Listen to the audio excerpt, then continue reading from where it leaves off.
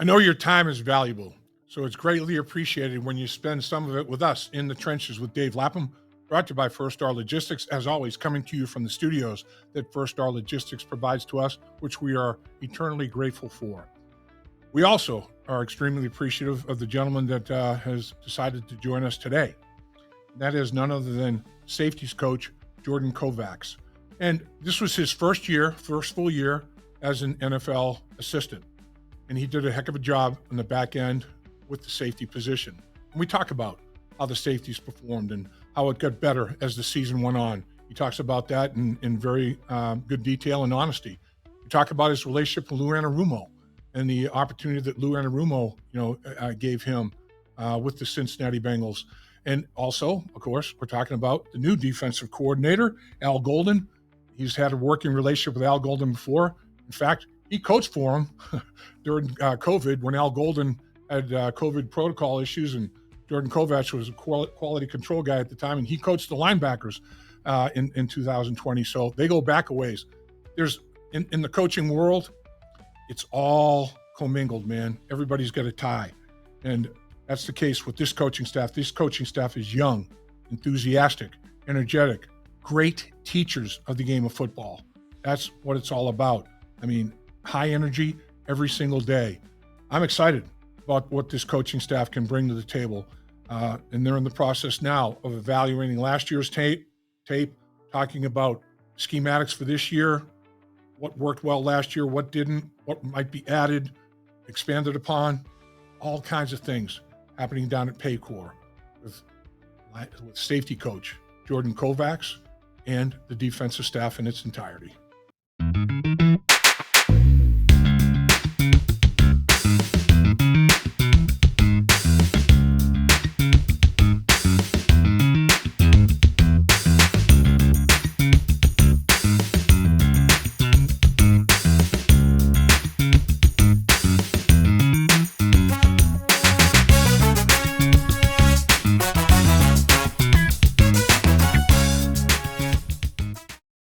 Well, we know you've got a lot of things you could be doing with your time, and we do appreciate you spending time with us in the trenches with Dave Lapham, brought to you by First Star Logistics. As always, we're in our studios that they provide for us, and they are second to none, man. It's high cotton in here. Really good work environment. No question about that. And, man, do we have a guest for you? Yes, we do. This is a brilliant young football mind, high-level football IQ. Okay, so here's a guy that understands work ethic as well. He walks on at Michigan. Okay, he walks on, and then he's a freshman All-American while he's at Michigan after walking on. And then he becomes captain. And then he becomes all-conference, and he's the second leading tackler in the conference, not for Michigan, not for just the Michigan football, second leading tackler in the Big Ten. And I'll tell you what, nothing was given to this young man. He has earned everything. And I got a tremendous amount of respect for safeties coach Jordan Kovacs. Coach, appreciate your time, sir. I appreciate it, Lap. Thank you very much. Thanks for having me. You know, it's I guess it's no secret where your work ethic comes from.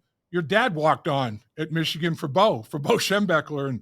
And when he was done, he's a GA for Bo Schembechler. I mean, you guys are a football family. There's no doubt about it. Your older brother played ball at Toledo as well, right?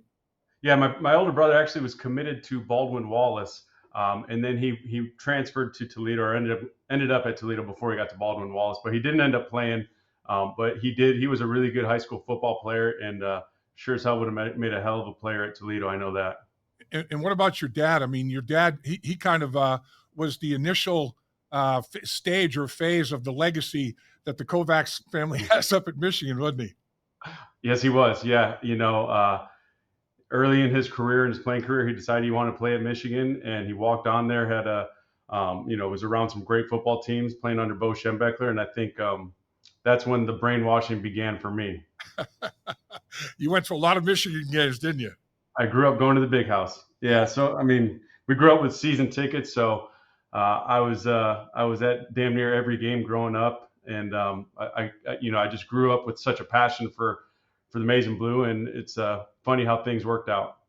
It's amazing. Bo is one of those kind of guys that I mean, his personality is magnetic. I mean, it's like not just as a football coach, but just as a human being. And I was Yeah. fortunate enough to have him as my coach at the East-West Shrine game. It was the Hula Bowl. It was the Hula Bowl. He was our coach out at the Hula Bowl. So I thought, Hula Bowl, man, this is going to be great. At the beach. I mean, Bo's like, men, we got 2-a-days. We got 2-a-days starting tomorrow. We had 2-a-days in Hawaii instead of fun in the surf. And he's like, we're going to get ready to win a football game. And we crushed them. I mean, but I had so much respect for him and grew fond of him so quickly. He was one of those kind of guys that you believed in right away, don't you? Yeah, that's, my dad had told me countless stories of Bo Schembechler, and he probably would tell you that he raised me in the light that Bo coached his players with. And that story kind of resonates because that's how Bo was. He's just competitive. He's tough love, and he's demanding everything that you want in a coach and really everything that you want in a leader.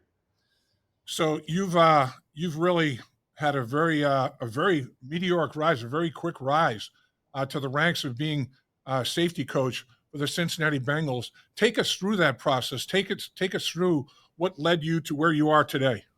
Yeah.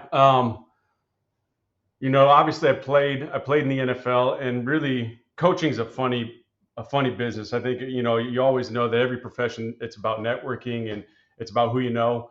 And I played under Lou Anarumo. Zach Taylor was on the staff in Miami. Mark Duffner, Jimmy Turner, a lot of guys that were on the initial staff here were on that staff when I was a player for the Dolphins. And so as soon as Zach got this job, I was a defensive graduate assistant at Michigan under Jim Harbaugh. And I'd reach out to Zach just with, possible interest in being a part of the staff here. And sure enough, Zach and Lou reached back out, and they offered me a quality control position. And from there, just like it was as a player, it was just about getting better every day, being a sponge, absorbing as much as I could, just trying to get better as a coach, as a person, as just trying to get better every way that I could. And that's kind of how I've always approached my job.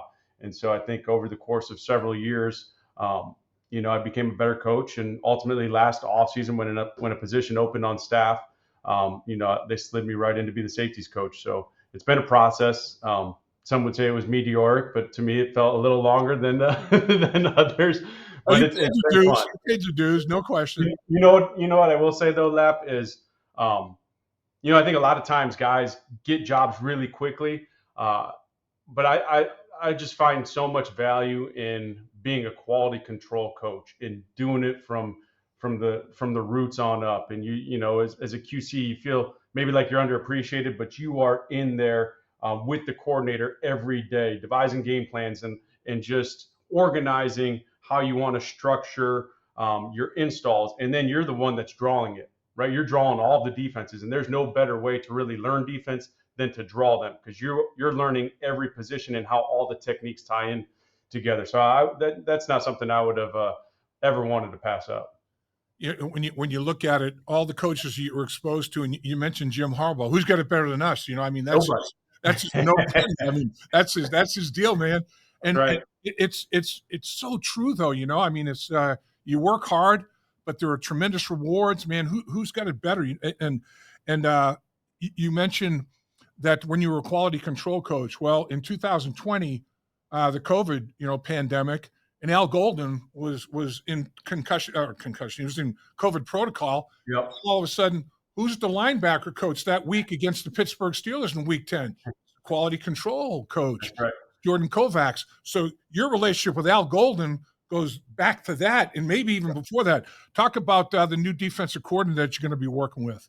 Yeah, it is exciting because Al, I think, is just such a good coach. So as a Bengals fan, there's a lot to be excited about.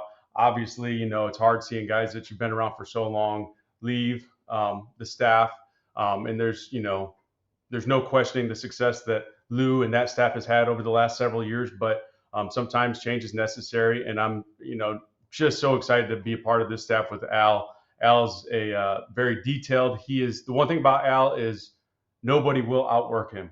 Nobody. And I mean that. I mean, he is just constantly trying to evolve as a coach. He's constantly trying to find answers. He's a guy that's very detailed. He's going to make it black and white. We're going to do a good job. getting together as a staff and making this thing black and white for the players and just eliminating as much gray as we can, getting those guys to get their cleats in the ground and play fast, right? Focus more on the fundamentals. So I know Al's passionate about it. I know it's January 31st. I'm ready to go just after talking with him all week, but I'm excited about it. It seems like, Al, when he was here as a linebacker coach, he was, unbelievable energy and enthusiasm. Every single day he was the same guy. There was never ups and downs, and he was always at that high level of like you say, preparation, detail, enthusiasm, excitement. Great day for football, man. I'm a football guy. That's just exactly what he is. And he seems to have surrounded himself with this staff. Jerry Montgomery, 9 years with the Green Bay Packers. You're with one organization for 9 years, and you go through, different general managers, different head coaches, different coordinators. Mike Hodges, 8 years down in New Orleans. You can say the same thing for him. So, there's some new people you're going to be working with there up front, the defensive line at the linebacker position. But the constant, that got you at the safety position and Charles Burks at the corner position. So the mix that Al has decided to go with, there's some continuity and consistency, as well as new blood. That's a pretty dynamic mix potentially, isn't it? Yeah, I do. I think so.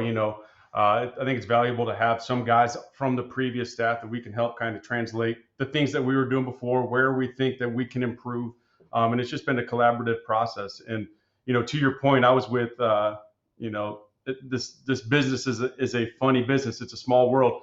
Jerry Montgomery was the defensive line coach when I was at Michigan back in 2011, 12. Okay. And he is one of the best defensive line minds in the game. I think he's just so highly regarded in that field. So that's a great addition. And then, I've known Mike from being in the linebacker room for the last several years. And, guys rave about Mike. He's a great, unbelievable person and an even better coach. So there's a lot to be excited about if you're a fan from the standpoint of the staff that we're building. And, like I said, now it's just a process of kind of cleaning this stuff up for the players and just getting them here, getting them excited about football and getting ready to roll.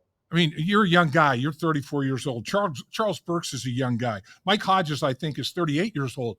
Montgomery, I think, is 45 years old. This is a young, physically young in terms of calendar chronicle age, a young group of guys that are just high energy, man. It's going to be fun to watch. Practices are going to be, here we go, man. We're talking tempo. Let's get after this.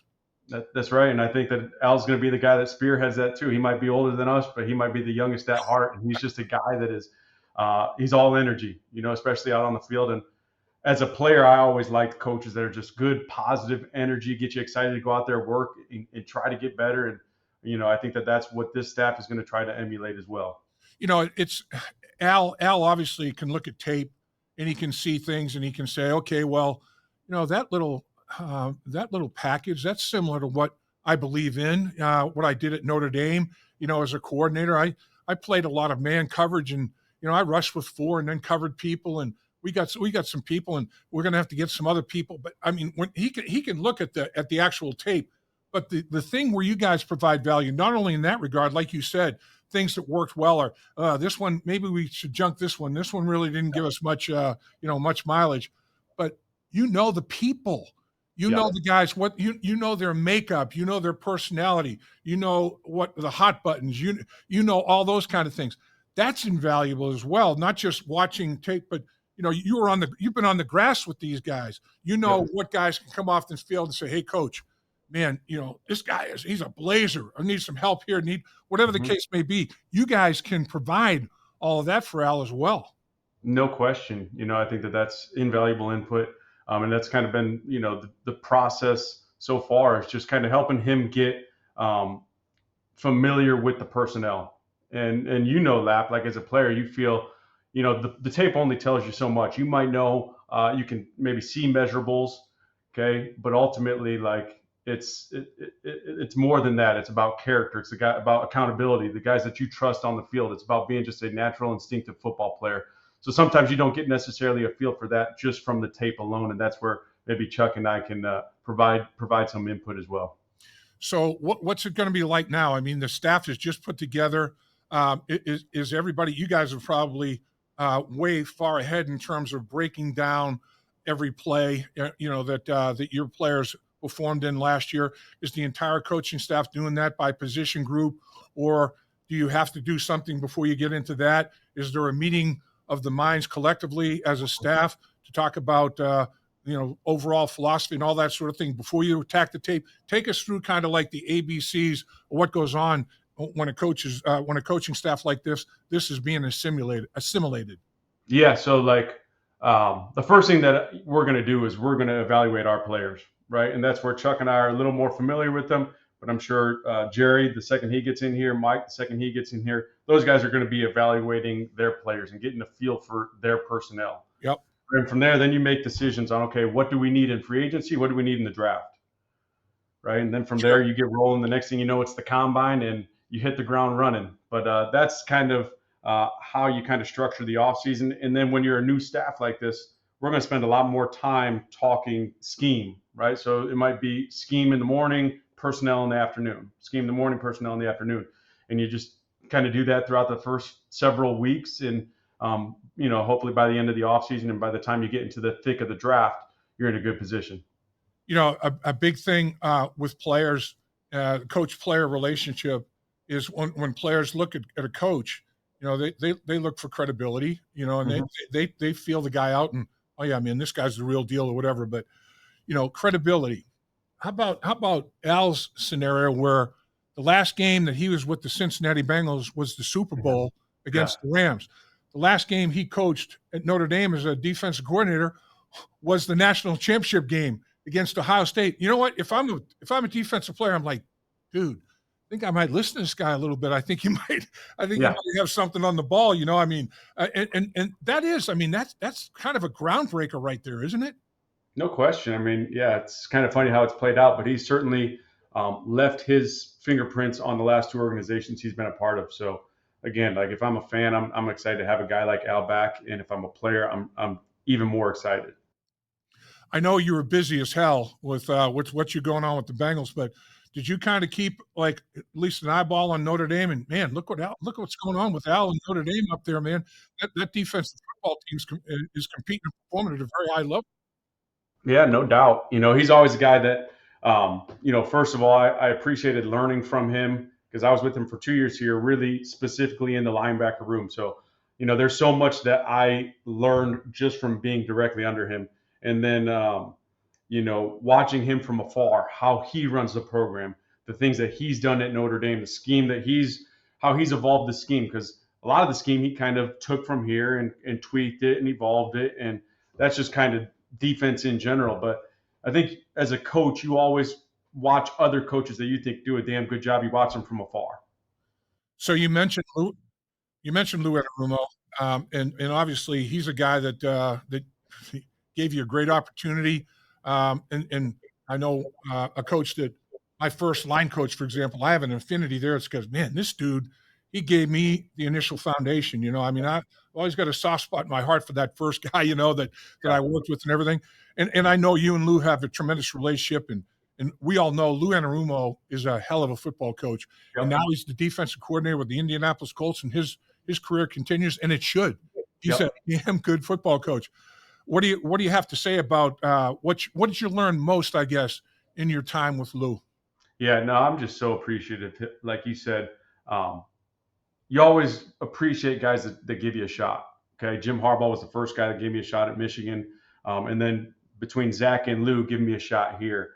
So I'll always have a soft spot in my heart for Lou. He's a guy that I've known for a long time. He was my position coach in Miami. I've just learned so much from being under him as a player and a guy that's kind of grown throughout the ranks as a coach. So like I said, just being able to work firsthand with him, just developing game plans, also some of the outstanding defenses that he's coached and tweaked, just such good learning experience and such good growth for me as a young coach in this league. So let's talk about your first year in the National Football League as a position coach, a safety coach with the Cincinnati Bengals. Yep. What's your biggest takeaway? What was the biggest thing that you learned during the course of that process the entire year? Yep. I think the biggest takeaway that I have from last year, it wasn't always pretty. Okay, I do feel like we got better throughout the season, but when you think we were a 4-8 football team, okay, and we've been a part of teams that were 4-8, and then you go on a stretch and you win your next 5 games, I think that tells me a lot about the character of the guys that we have on both sides of the ball. Okay, and I think that that's encouraging as a coach because that's something that you can work with. That's not something that you can just teach. But that's grit, that's resilience, that's toughness. Because a lot of 4-8 teams they tap out. Okay, not this team. So I like the makeup of these guys, and then it's just on us as coaches to coach these guys up, clean some things up here and there, tweak some things here and there, get them to play faster, and then focus on the fundamentals. Right? Let's be better tacklers and let's disrupt the football. But if we can do those things, with the makeup of these guys on this team, I think we can be a pretty damn good football team. When you look at Al Golden's tape, it's kind of interesting because it looks like, oh my gosh, man, he's doing a ton. But then when you really study it, it's like, he's doing a few things, but he's getting to them a bunch of different ways. It's like Paul Brown was the greatest coach that I ever played for, and PB would, okay, guys, we're making too many mistakes. Like I had in my first 2 years in the league, and he'd go, here's our game plan, and he puts like 4 running plays up there and like 5 pass plays, and I'm like, what? NFL game plan is 9 plays? And he goes, but we're going to get to these a myriad of ways. We're going to have all kinds of personnel groupings. We're going to have all kinds of formations, motions, window dressing. But here's the core. I want you guys to understand conceptually what we're trying to get done in terms of blocking patterns and route trees. And these are I want us to simplify, give you guys less to concern yourselves with, and let's get good at these. And then add more to the inventory. It seems like Al's got like a few things he's doing really well, but he'll get to those blitz packages differently. He'll line different guys up, but it's the same area. It's like different guys, same thing. You know what I mean? It's crazy.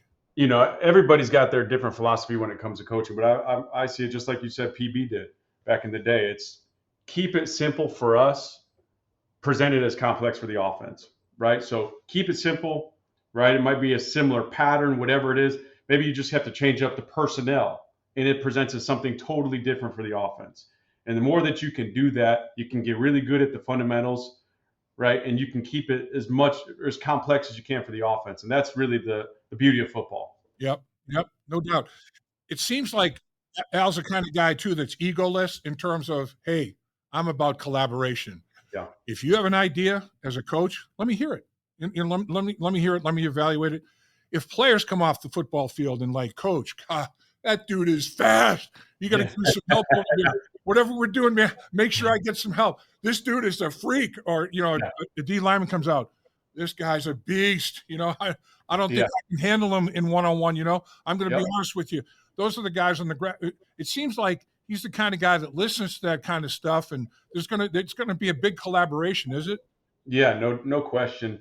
I think that's what Al does. I think that's what all outstanding leaders do is you collaborate, right? You listen to everybody in the room, whether that's your assistant coaches or on game days listening to the players, or throughout the week listening to the players. They might like something, because what's most important is not winning on the board, but what are your players comfortable with?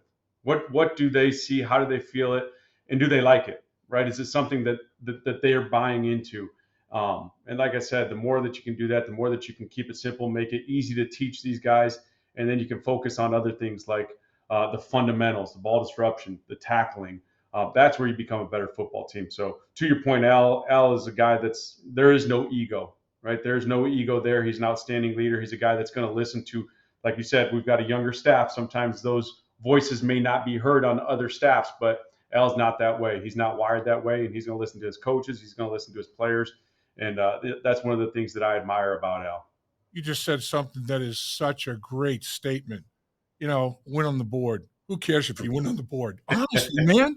I mean, you may have all the greatest intentions, and oh yeah, man, I got every nuance covered. If you can't take it to the field, it doesn't mean a hill of beans. And that doesn't mean anything. That's what PB was saying. He goes, these very sophisticated game plans that we've given to you. He picked one up and ripped it up, and he goes, here's our plays. Like I said, he put just a handful. I'm like, we're going to get smoked. You know what happened? We smoked them. It's We funny were how like, that works. we were so proficient with execution, because Yep. there was no hesitation. We knew Nope. exactly. We just didn't know what we were doing. We were knowing why we were doing it. Yep. That's the secret sauce, right? Why? Exactly. Yeah. Yep. Why? And I think it's an easy trap for coaches to fall into, where you think that's the job, is just putting these guys in the best position. It's about winning on the whiteboard. But I think a lot of times when you do that, you lose on the grass because you make it too complex. There's too many checks. There's too many adjustments. At the end of the day, it's you've got to find out what your personnel can handle, what these guys are comfortable with, and then ultimately they've got to know what to do on the field. Because if they don't know, then they're hesitant. There's no clarity. They're not playing fast. Yeah, I remember PB. We had a defensive coordinator by the name of Howard Brinker, and I swear to God, his raw IQ was probably 140. He was one of these guys that very quiet guy, but what's he thinking? Because I know he's thinking about a lot. This dude has got a mind, boy. It's like the universe. And PB would say, you know what? As you defensive players, it doesn't mean a hill of beans if Howard's on the sideline thinking all these things and making all these. If you can't do it on the football field, that we're in trouble. We got no shot. But the good thing about Howard is Howard not only has all this, he can teach it to you. Yeah. And he's not going to try to teach you too much. He's not going to try to spill everything he's got in his head to yours. But things that you need to know, Howard knows how to teach it to you. And that's the key, man, right? That's it. It's teaching. Yeah. And that's why I love this profession. It's teaching. It's how you package it, how you marry it all up so that the guys, there's less thinking on the field. Play fast. That's the key, man. Playing fast. So let's talk about you mentioned last year 9-8, and I think you're probably in the same boat. Both the line coaches that are newly Coach Peters as well. As the offensive line coach, along with Coach Montgomery, the defensive line coach. They're with the Patriots last year. If those son of a guns hadn't beaten us in the opener, man, the bones pick with those. No, I'm just kidding. Don't go down that rabbit hole. There's too many of them last year. No, you're right. You're right. Sleep over them. Oh, I'm telling you, man. We'll be better. Yeah, but those two, I thought that their offensive and defensive line performed at a very high level, in that football game, and you can tell that they're damn good football coaches. Yep. But it's an interesting dynamic, marrying and commingling everybody. Okay, Coach Montgomery, he may, hey, these three things were very, very effective for us. Yeah. Coach Hodges, hey, these couple of things were really, really good to us. Marrying all of that, having the coaches, throw out ideas, and that's a good one. Let's incorporate this, incorporate that. That's going to be a fascinating dynamic too, isn't it? Absolutely. And that's what, I guess to your point, that's what Al does a great job of, is he not only does he has his ideas of coverages he wants to run, fronts that he wants to be in, but a lot of it's going to be leaning on his coaches. What do you guys like? Why do you like it? What do you like to coach? Are you passionate about it? And then let's just marry it all up, right?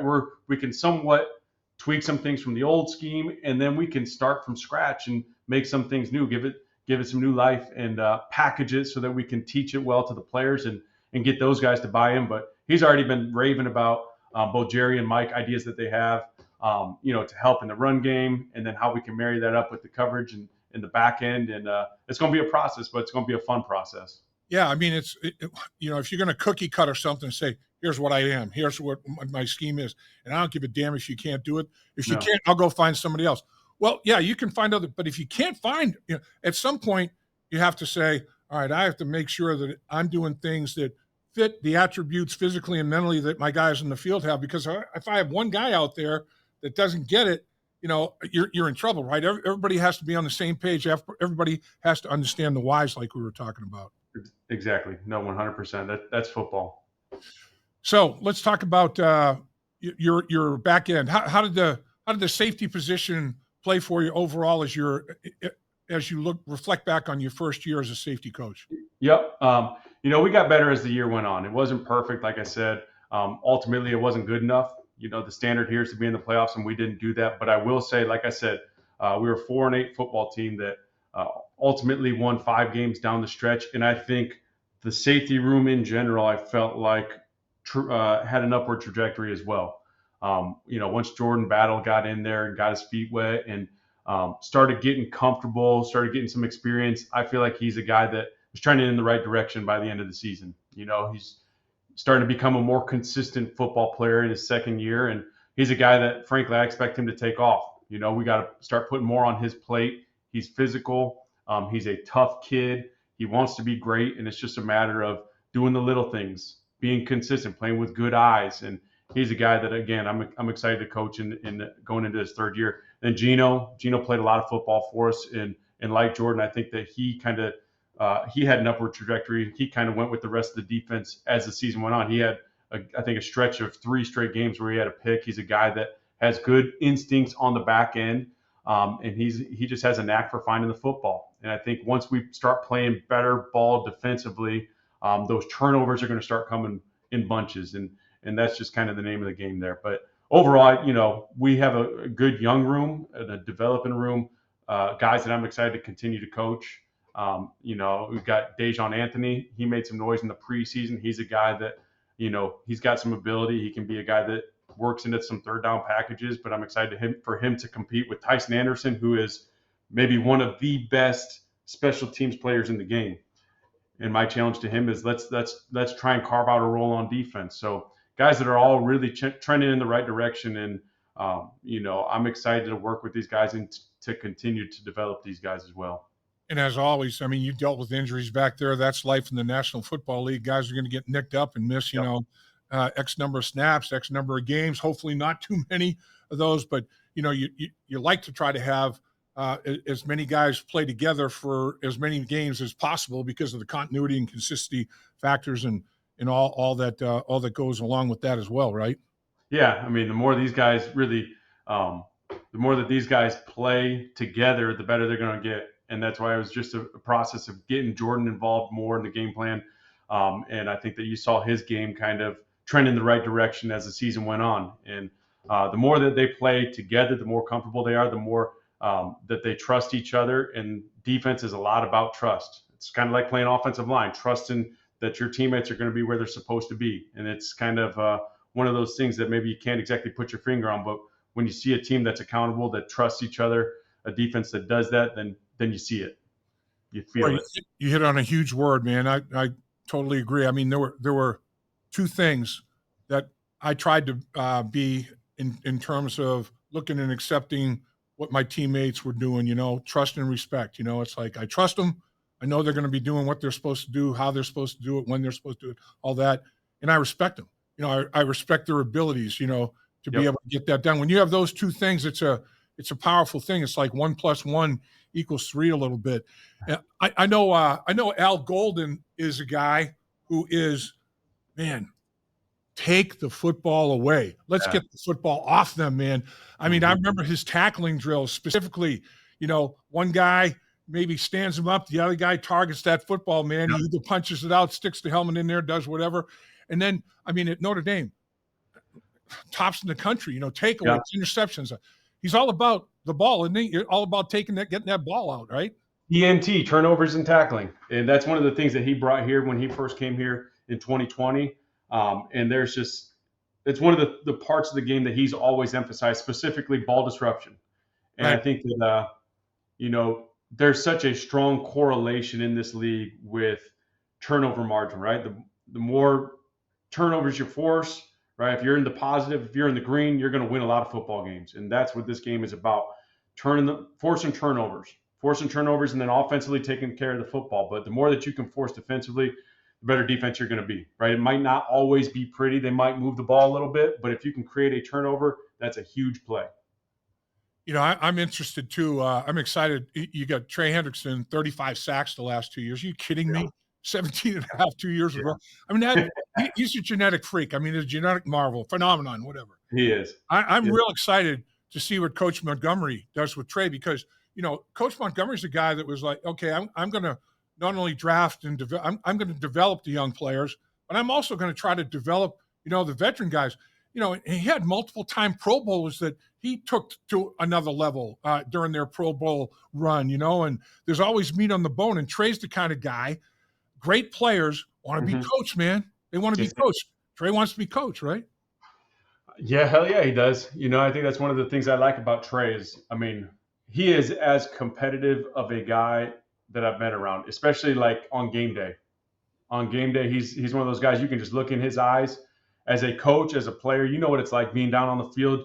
All you have to do is look a guy in their eyes. You can tell if they're ready to go. Oh, and yeah. I've never seen a game where Trey is not ready to go. He is ready every time he steps on that field. He is competitive. He is crazy competitive, and he's just trying to get some sacks, you know. And I think that he's his game. He's ascending in the right direction. I think he should look forward to having a guy like Jerry Montgomery in that room, because Jerry's as good of a defensive line coach as there is in the country. So I think that that's a great pairing. I'm excited to see what those guys do. Yeah, I'm already excited for OTAs, man. OTAs, mini camp, training camp.